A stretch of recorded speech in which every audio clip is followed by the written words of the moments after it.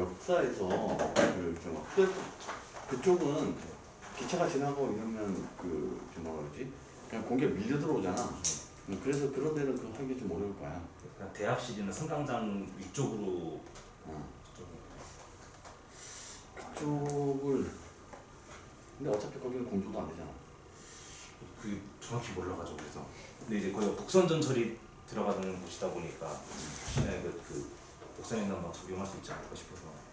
지금 그 지하철 역사 중에 북선횡단방 적용된 데가 거의 없고요. 네. 지금 영동대로 지하 가서 거기 이제 버스 정류장도 있고 지하도 있는데 거기도 지하로 이렇게 팠는데 그 높이 대공간이 되었어요. 거기다가 지금 적용을 했는데 난방으로만 바뀔 것 같은. 항상 우리가 V의 첫 번째가 뭐냐면 냉난방 오면 난방 나는 거죠. 일반적으로 생각할 때 이렇게 높으면 난방은 좋지 하는데 냉방이야 뭐 이랬어. 그렇기 때문에 냉방이 빠져버린 경우가 세종시 정부청사도 난방을 바꿨어요.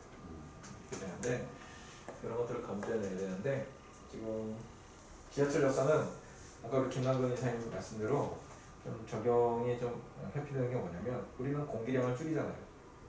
그래서 최소한의 공기를 하게 되는데 지하철 역사의 그 중요한 거는 공조도 중요하지만 피난이 중요해요. 불이 나면 굴뚝이잖아요. 기자공간이기 때문에 거기 재현이 재현 풍량이 보통 작으면 5만에서 많으면 6만 5천, 7만까지 가는데 그럼 그 바람을 물론 일반 공조도로는 훨씬 속도가 빨라요. 일반 공조도로는 8m에서 10m, 12m 고속이라고 하는데 얘는 15m에 10m. 비행기 가는 소리 나면 어때? 빨리 빼야지. 그리고 뜨겁고 비중이 높기 때문에 높은 속도로 빼는 게 중요합니다. 그래서 극기는 15m, 배경은 20m. 공기가 좀, 벅적감이 좀 작긴 합니다만 제형 때문에 어차피 공조기가 있어야 돼요. 공기가 아니라 제형 팬이 있어야 돼요. 제형 덕트가. 덕트 서로 생겼으면 제형 팬을 서클라이트 팬을 넣고 거기다 공조해 놓으면 평상시에 공조하다가 그걸로 불 나면 여기 빼요. 제형 설비가 돼요. 그게 더 중요해요. 그래서 그냥 공조기로 이렇게 하면서 이렇게 섹터 나눠가지고 시스템이 없구나 하죠. 근데 이제 거기에 이제 시장이 뭐냐면 복사난방은 조금 그런 게 어차피 실내부가 여러 가지 있는데 그것을 나눠가지고 그 섹터를 하는데 그 복사난방이 그 부하를 감당하는 건데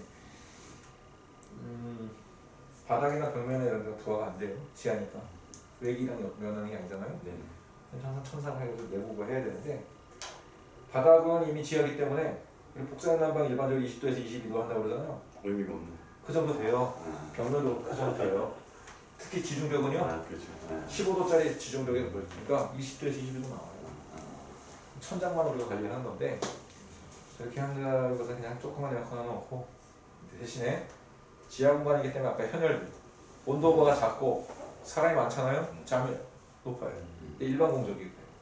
그래서 대부분의 영무실이나 이런 데가 곰팡이 쓰고 쾌쾌하고 그렇습니다. 그래서 뭐 제습기는 쓰고 하긴 하는데 그러다 보니까 요즘에 뭐가 들어가냐 오늘 얘기하지 않은 데스카운트 제습환기 장치 그게 이제 영무실이라든가 전산기계실 영무실은 버텨. 근데 전산기계실 어때요? 습기처럼 안 되잖아요. 전산기계실 문 기계실에다가 습도 관리만 하는 별도의 기계를 몇 대씩 이렇게 놓는 추세가 지금.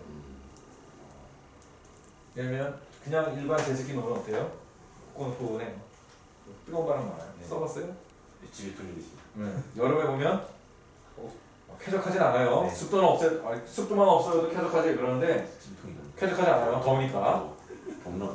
엔탈피가 올라가는 쪽으로 상승해요. 그러니까 습도만 떨고 있는 게 아니라 온도가 오르기 때문에. 근데 빨래만 있는 죽여요.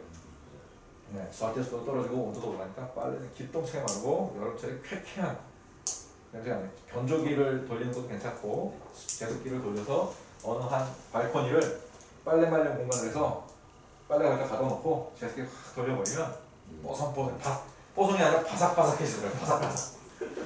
그건 좋은데 실내 공간을 쾌적하게 하는 정도는 안 돼요. 뜨거운 바람. 지하철역에서 게시칸트라는 얘기한 거예요. 네.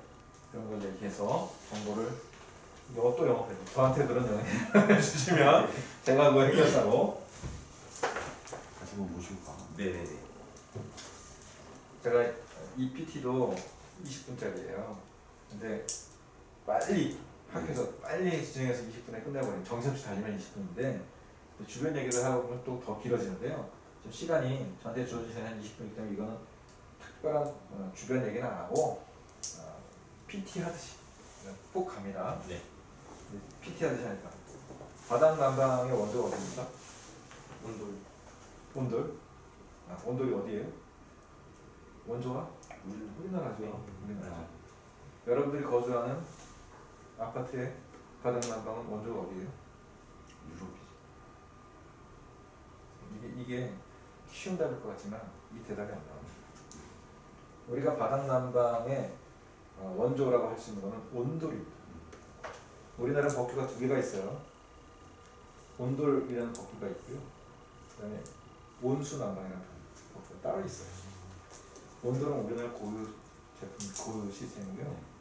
온수 난방은요 수입 시스템. 우리나라 백제에서 일본으로 넘어가고요. 일본의 국제 호텔을 묵은 영국 사람이 거기서 자기네가 구현을 하려니까 안 되는 거예요. 왜 안 되냐? 우리 온돌이요. 밑에 딱 불만 든다고 되는 게 아니거든요.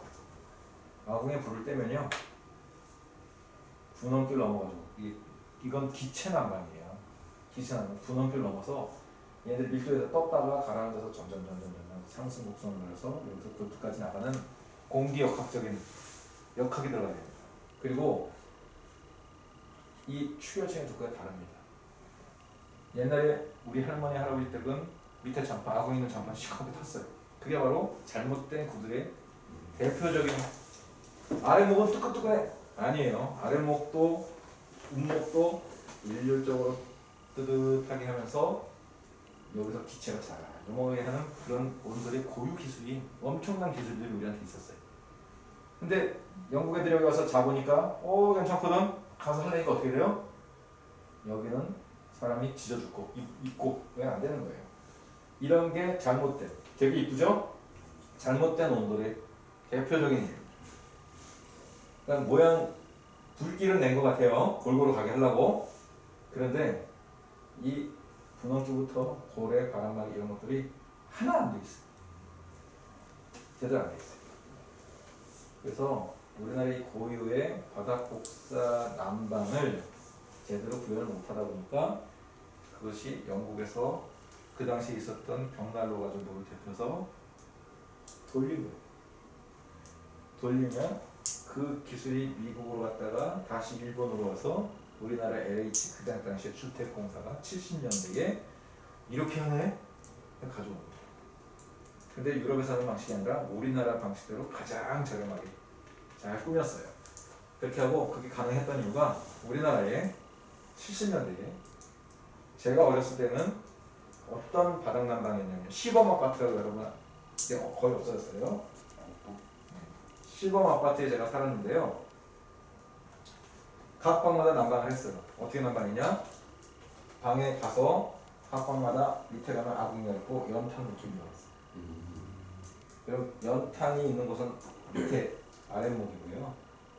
걔네들이 이렇게 가서 점점 전달이 돼가지고 바닥 난방이 있어요. 그러면 밑에 시멘트 잘못해서 크랙 나잖아요. 연탄 있으면 어떻게 돼요? 그거 마시고 네, 병원 실려가고 좀 더 마시면 병원이 아니라 하늘나라 간거였어요. 제가 어렸을 때 그랬어요. 제가 살았던 시범 때가 그랬어요. 그게 어떻게 고쳐졌냐면 개량했어요. 저희 집이 75, 6년도에 새마을 보일러가 나옵니다. 이제 각 방에 아궁이에다 넣는 게 아니고요. 그 위에다 덧방을 쳐가지고 온수배관을 깔고요. 새마을 보일러가 부엌 저쪽에 연탄 보일러가 들어왔어요. 그래가지고 돌아가는 거예요. 근데 그때는 급탕과 난방배관은 그 분리를 안 해가지고 바닥을 이렇게 하다가 누구한테 머리카락으로 온수 빼잖아요. 야 누가 뭐 저렇게 해? 바닥이 차가워졌어 이렇게 되는 거죠. 바닥에 찬물이 흘러서 복사 냉방이 되는 거예요. 수돗물이 흐르고 나니까 겨울철에 그런 시절이 있었어요. 제가 사는 데는 그랬어요. 근데 그나마 저는 서울이었으니까 빨리 생활고를 겪었던 거죠. 우리나라의 바닥 난방의 그 역사가 길지 않다. 근데 재밌는 건 이미 70년대에 유럽은 바닥에 온수를 넣어서 난방하는 게 아니라 냉수를 넣어서 냉방을 시작했다는 거죠. 성당, 고건축물들을 이걸 리모델링 해야 되는데 다 떼냈어요. 근데 이거 기둥이랑 벽은 절대로 떼낼 수가 없어요. 벽 1m, 1.2m 이런데 돌로 바닥만 까냅니다. 그리고 거기다가 냉수를 깔아요. 그리고 거기다가 그 배관을 깔아서 냉수를 흘리는 거예요. 그럼 사람이 안에 있는 그 열만 가져가고 나머지 돌이니까 내성이 있어서 그렇게 얘네들 그늘만 내려가면 선선해요. 거기다가 냉수 돌려서 사람 인체 공간 가져가면 여러 사람이 앉아서 저기 해도 미사를 드려도 환기만 잘해주면 돼요. 건조하니까 환기만 잘해주면 냉방이 됩니다. 얘네들 그래서 이미 70년대부터 걔네들은 냉방을 바다가 통한 냉방을 우리보다 훨씬 먼저 시작했다. 그래서 현재 온수 혹은 냉수를 흘려서 냉난방을 하는 복사 냉난방은 수입 시스템입니다. 우리나라는 이 바닥 난방을 여러 가지 이제 시행착오를 거쳐서 현재 통용되고 있는 바닥 표준 바닥의 세 가지 사례예요. 그래서 이게 라멘조로 가느냐 벽식 구조로 가느냐에 따라서 슬라브의 두께가 얼마큼이면 그렇게 해서 이렇게 한다. 왜? 이 기준이 주택에 많이 적용되어 있기 때문에 이 법률이 거의 주택에 우리 바닥 복사 난방은 주택의 습식 타입에 맞춘 법규밖에 없어요. 유럽은 상당히 많은 건축물들에서 바닥 복사 냉난방을 하기 때문에 다양한데 우리는 유난히 바닥 난방 온돌의 원조인 국가임에도 불구하고 주택만 해요. 그 외에 적용되는 사례가 매우 미미하기 때문에 법규가 주택 위주로 되어 있어요. 이 단면이 되어 있는 이유는 이 단면의 이유는 층간 소음 때문에 이 단면에 표준을 정했어요. 이거는 결국 열 효율이 아니라 층간 소음 때문에 나와 있어요. 열 효율에 대한 기준은 어디에 나왔냐면 에너지 절약 계획 기준에 건축물의 설비 기준 등에 관한 규칙이라고 있어요. 거기 보면 이거는 여기는 바닥 난방 고려가 안 돼 있잖아요. 배관이 여기에 들어와요. 요층에 들어와요. 요쯤에 들어가거든요. 근데 그것과 상관없이 열 효율에 관한 거는 건축물 설비 등에 관한 규칙에 들어가 있어요. 그건 별도 기준입니다. 지금 현재는 이렇게 해서 지극히 습식 구조의 표준 바닥 구조가 통용되고 있다. 그런데 요즘 난방의 형태가 굉장히 다양해졌죠. 이게 일반적인 방법이에요. 네, 근데 실리콘관으로 해서 격재형으로 갑니다. 괜찮죠? 훨씬 적은 유량으로도 골고루 난방이 될 거예요.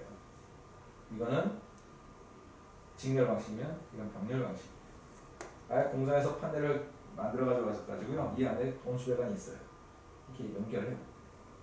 이게 LG에서 시작했다가 화재가 엄청나가지고 연결점에서 확 접어버렸는데 그 다음에 이거 유사하게 하는 업체가 한 2개 정도 있어요.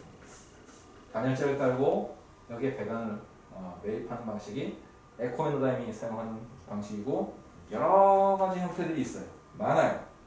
제가 조사해보면 한 12개에서 15개 정도 업체들이 있어요. 근데 그 중에 우리는 코롱의 자재를 사용해서 이런 모듈 타입을 하게 됩니다. 전기필름, 전기선, 케이블 이런 거 이용해서도 많이 합니다. 일반 식당이라든가 기숙사 많이 합니다. 코롱에서 롤 타입으로 진행을 하다가 이거 접었어요. 이게 일본에서 생산되는 거라서 현재 롤 타입은 사업이 묘연합니다. 그래서 우리도 지금 현재 모듈 타입으로만 진행하고 있습니다. 습식 바닥의 한계점이죠. 파생, 이거 파손 발생하면요 다 까내야 되는 거죠. 그리고 밑에 층에서 하자가 발생해서 사단이 나기 전에는 몰라요. 그래 세 가지고 하자가 나면 어떻게 하냐? 밑에 층에다 얹어요. 그래서 막 도배 다시 해줘도 천장문을 다시 해줘요. 그래서 비용에 하자가 발생할 때 비용에 문제도 많이 발생하게 되죠. 그리고 충분하지 않은 양생기가 같은 2차 하자가 뭐냐면요. 이게 기포층입니다. 네, 여기는 다공층이에요. 다공층이기 때문에 여기가 단열재 역할을 한다면 단열 역할을 님이 할 뿐더러 여기다 배관을 설치하고 난 다음에 몰타를 시공을 하잖아요. 그럼 물이 이 기포층으로 들어가요. 기포층으로 들어서 근데 기포층이라는 게 여러분들이 생각하는 그냥 붉은 구멍이 아니에요. 걔네들도 표면 장력이 있어서 물이 들어가면 딱 잡아요.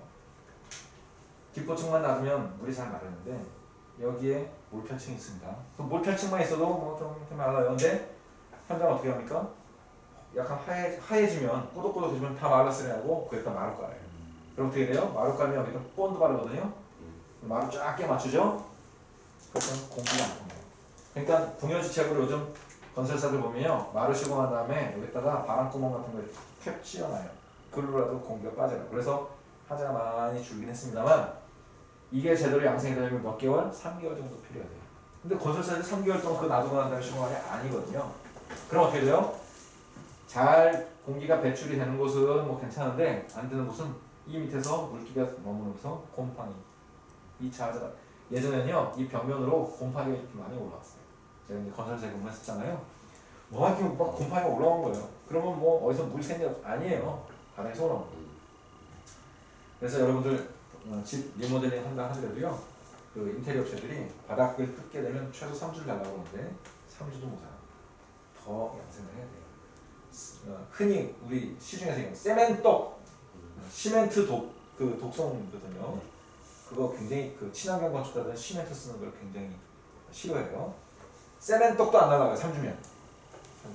그래서 리모델링에는 절대로 다시 뜯고 이렇게 한다 하더라도 최소 한 달 반, 2달 있다 들어가야 된다. 3개월까지는 아니더라도. 근데 그 여간비면 집 맡겨놓는 비용이 만만치 않잖아요. 근데 대부분 지금 인테리어 하는 사람들은 3주면 들어오라고 해요. 내 건강을 포기한다고 봅니다.